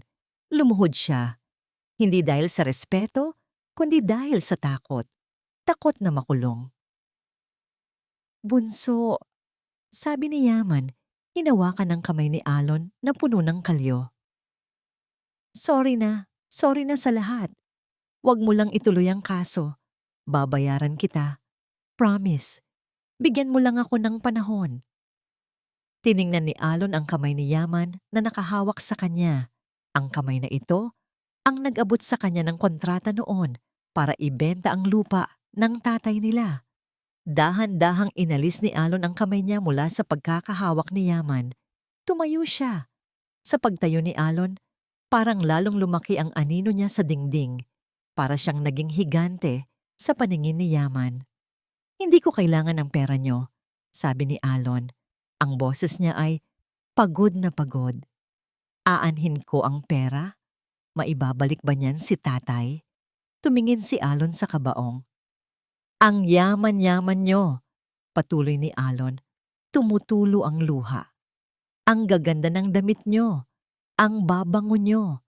Pero nung gabing kailangan ni tatay ng kasama, nasaan kayo? Ako lang ang nandoon. Ako lang at ang tinola ko. Humarap si Alon sa kanila. Sa unang pagkakataon, nakita ni Yaman ang galit sa mata ng kapatid. Hindi galit ng isang basurero, kundi galit ng isang anak na nasaktan para sa kanyang ama. Binili ni tatay ang utang niyo? Tanong ni Alon kay Attorney Sinag. Oo. Alon, sagot ng abogado. Sa'yo na ang lahat ng ito. Tumango si Alon. Kinuha niya ang mga dokumento mula sa kamay ni Yaman, Kidlat at Mara. Niyakap niya ang mga papel sa dibdib niya. Kung sa akin na to, bulong ni Alon. Pwede ko nang gawin ang gusto ko. Kinabahan si Yaman. Ito na. Katapusan ko na. Kulong na ako. Nakita niyang bumagsak ang balikat ni Kidlat. Nakita niyang napaupo sa sahig si Mara. Lahat sila. Naghihintay sa hatol ng hukom na nakasuot ng mantsadong t-shirt. Tumingin si Alon sa kanila ng diretso sa mata. Lumayas kayo sa harap ko. Ang utos ay mahina, pero parang kulog sa pandinig ni Yaman.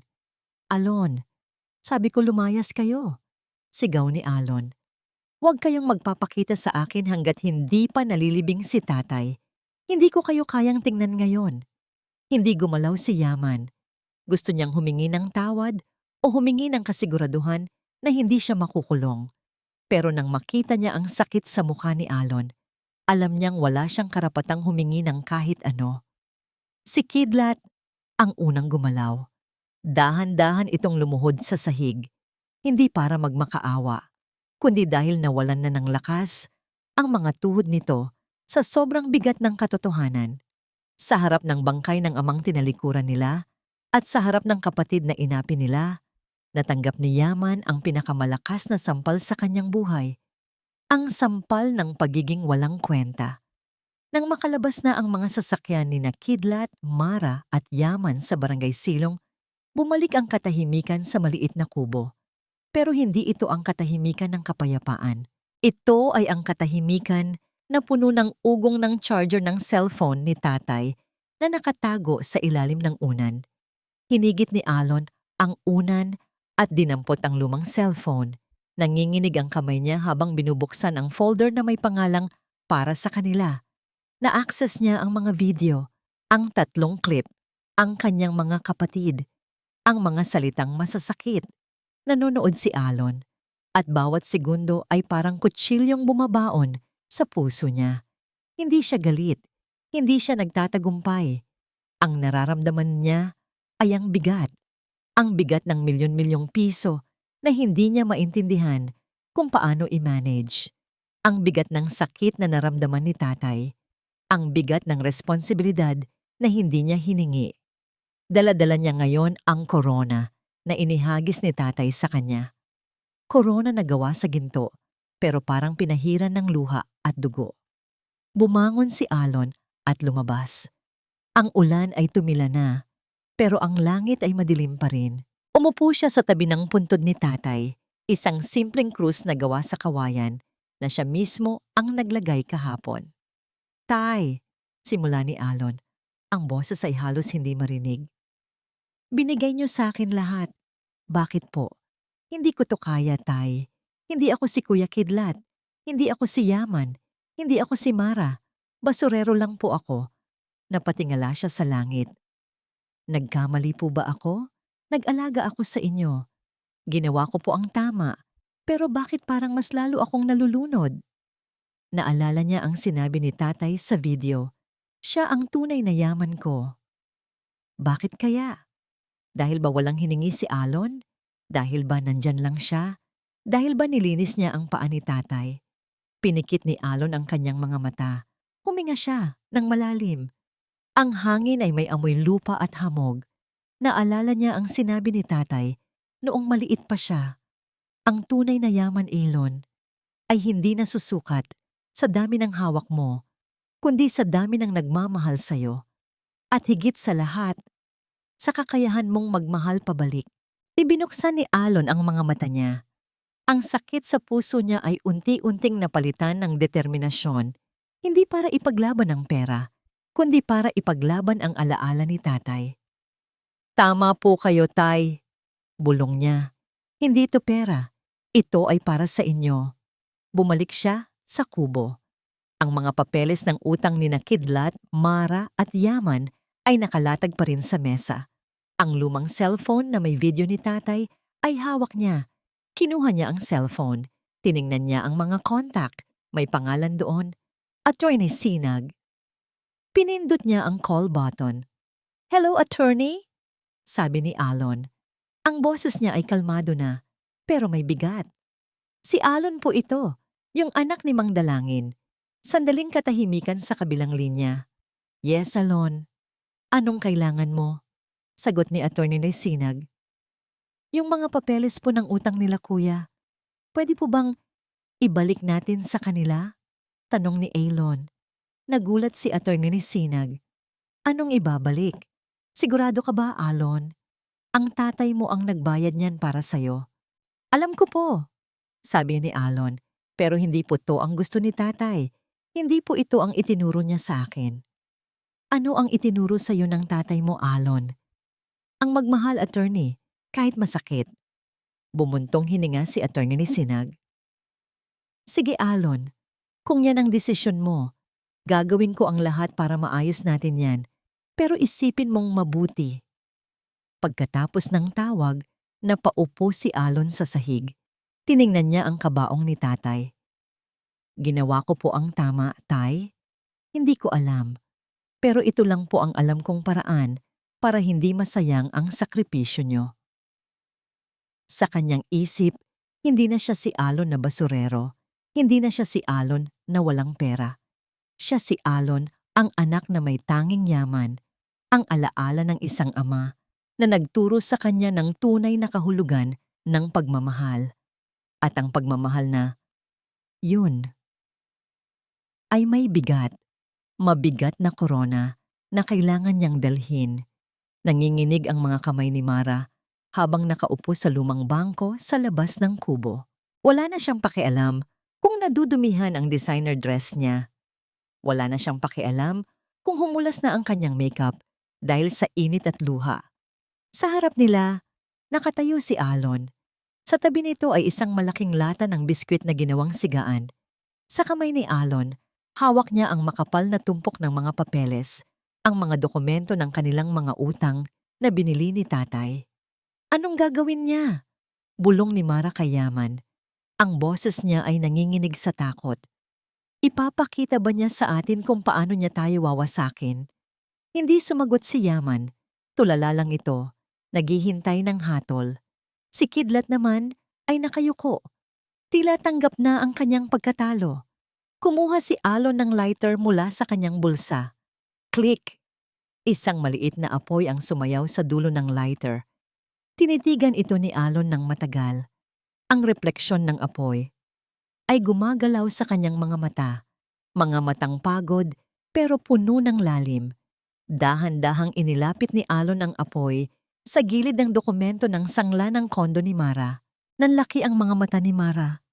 Alon, teka, pero huli na. Push! Kinain ng apoy ang papel, mabilis itong kumalat. Ang itim na usok ay pumailan lang sa hangin. Inihulog ni Alon ang nasusunog na papel sa loob ng lata. Sunod niyang kinuha ang loan documents ng kumpanya ni Kidlat. Sinindihan din niya ito.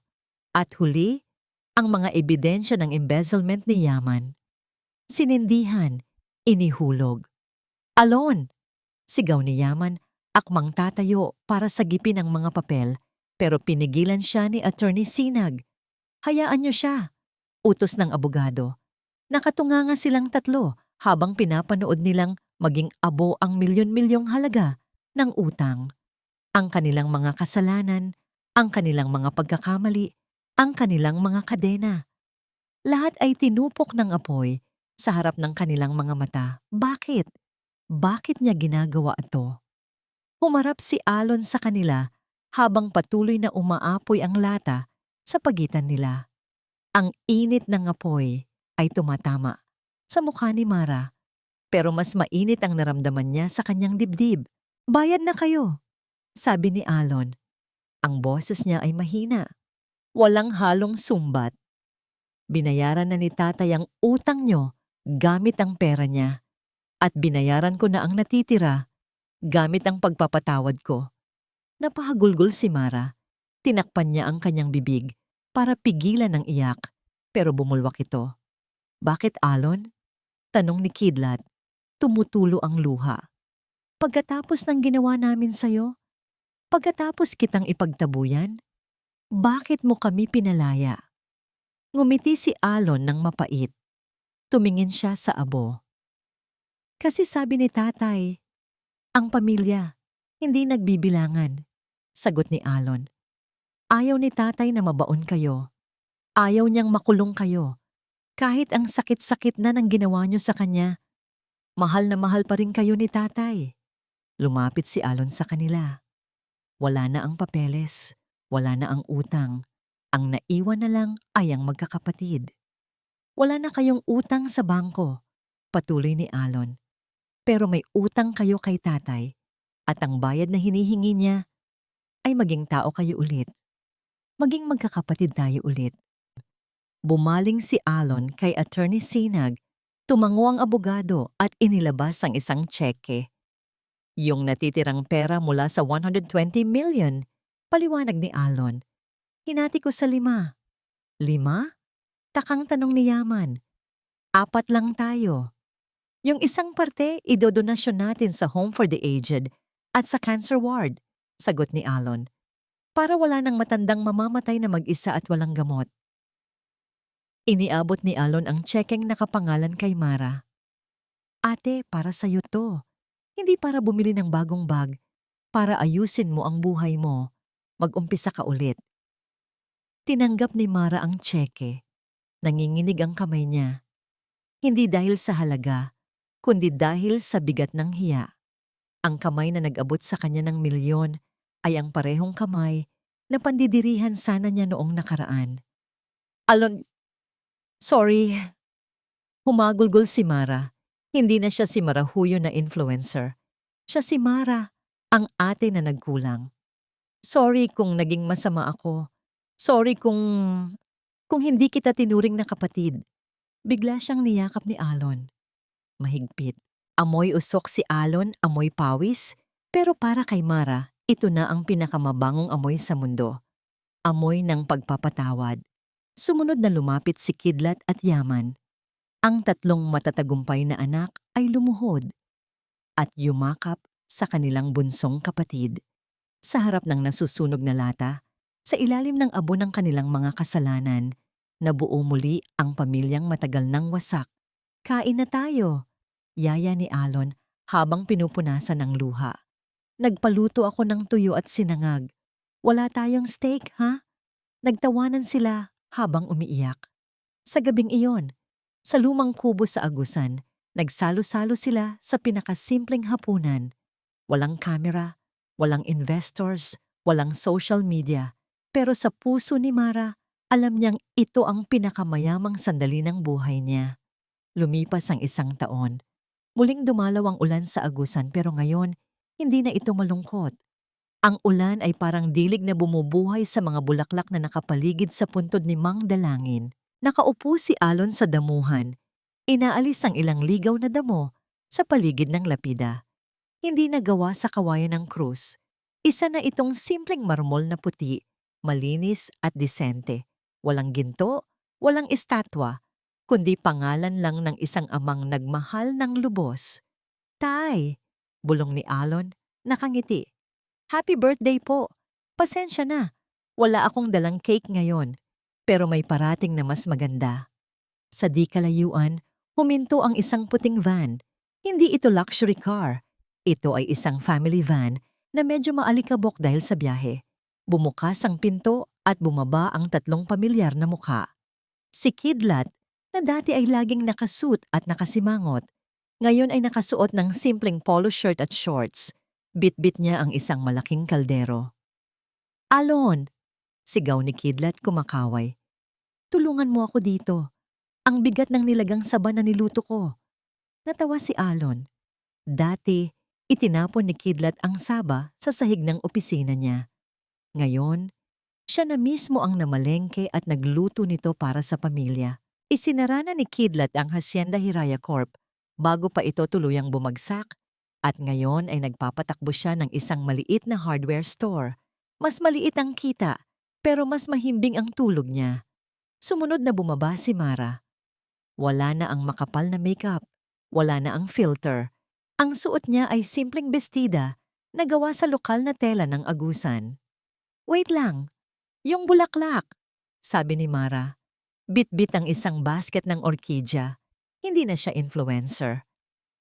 Gamit ang perang ibinigay ni Alon, nagtayo siya ng negosyo ng mga handicrafts na gawa ng mga nanay sa barangay Silong. Totoong trabaho, totoong tulong. At huli, si Yaman. Siya ang nagbubuhat ng cooler ng inumin. "Ako na bahala sa drinks," sabi niya. Hindi na siya nagtatrabaho sa finance. Isa na siyang volunteer teacher sa probinsya. Nagtuturo ng math sa mga batang hindi kayang mag-aral. Ang galing niya sa numero ay ginagamit na niya para magdagdag ng kaalaman, hindi para magbilang ng tubo. Naglatag sila ng banig sa tabi ng puntod. Nagkwentuhan. Nagtawanan. "Naalala niyo ba nung bata tayo?" Tanong ni Kidlat habang binabalatan ng saba. Si tatay, lagi nga nagagalit kapag hindi tayo umuuwi ng maaga. "Oo," sagot ni Yaman. "Akala natin noon, KJ siya. Yun pala, gusto lang niya tayong makasama sa hapunan." "Sayang!" Bulong ni Mara. Tumulo ang isang luha, pero pinunasan niya agad ng ngiti. Sayang, at wala na siya para makita to. Kung kailan buo na tayo, saka naman siya wala. Tumingin si Alon sa mga kapatid niya. Dati, ang tingin nila sa isa't isa ay kaaway, bangko o pabigat. Ngayon, magkakampi na sila. "Nandito siya, ate," sabi ni Alon. "Nararamdaman ko siya." Tumingin si Alon sa lapida. Sa ilalim ng pangalan ni Mang Dalangin, ipinalagay nila ang isang epitaph na galing sa huling video nito. Dito nakahimlay ang pinakamayamang tao sa mundo. Hindi dahil sa pera, kundi dahil sa pagmamahal. Ang 120 million pesos ay naubos na. Malaking parte ang napunta sa pagbabayad ng utang at ang iba ay naging pundasyon ng kanilang bagong simula. Wala na silang limpak-limpak na salapi. Pero habang pinapanood ni Alon si Kidlat na inaasar si Mara at si Yaman na tumatawa ng malakas, alam niyang nakuha na nila ang jackpot. Tumayo si Alon at tumingala sa langit. Ang ulap ay humawi at sumilip ang araw. Isang mainit na sinag ang tumama sa kanyang muka. Parang yakap. Parang haplos ng isang amang nagsasabing, "Mahusay anak, nagawa mo." "Salamat, Sai," bulong ni Alon sa hangin. "Dahil sa'yo, nahanap namin ang daan pauwi sa isa't isa. Ito ang tunay na pamana mo." Hinawakan ni Alon ang kanyang dibdib. Payapa. Buo. "Kain na tayo," yaya ni Kidlat. "Sige kuya," sagot ni Alon. At sa ilalim ng payapang langit ng agusan, ang pamilya ay nagsalo-salo. Hindi bilang mga milyonaryo, kundi bilang mga anak. At diyan po nagtatapos ang kwento ni Mang Dalangin, ni Alon, at ng magkakapatid na natutong magmahal muli. Mga kakwento, minsan, sa sobrang abala natin sa paghahabol ng pera at tagumpay, nakakalimutan natin ang mga taong unang pumalakpak sa atin noong wala pa tayong nararating. Akala natin, ang pagmamahal ay nabibili ng mamahaling regalo. Pero sa huli, gaya ng natutunan ni Kidlat, Mara at Yaman, ang presensya ay mas mahalaga kaysa sa presyo. Huwag nating hintayin na mawala pa sila bago nating ibigay ang ating panahon dahil ang pera pwedeng kitain ulit. Pero ang pagkakataong mayakap ang ating mga magulang, minsan lang yan dadaan. Kayo po, mayroon ba kayong pagsisisi o mensahe na gusto niyong sabihin sa inyong mga magulang? I-share niyo naman sa comment section sa ibaba. Gusto naming mabasa ang inyong kwento. Kung na-inspire kayo sa kwentong ito, please huwag kalimutang i-like ang video at i-share sa inyong pamilya at mga kaibigan. Mag-subscribe na rin po kayo at i-click ang notification bell para lagi kayong updated sa mga susunod pa nating kwentong pupukaw sa inyong damdamin. Muli, ito po ang inyong lingkod. Maraming salamat sa pakikinig. Pagpalain nawa kayo ng may kapal at naway laging maghari ang pagmamahal sa inyong mga tahanan. Hanggang sa muli, paalam.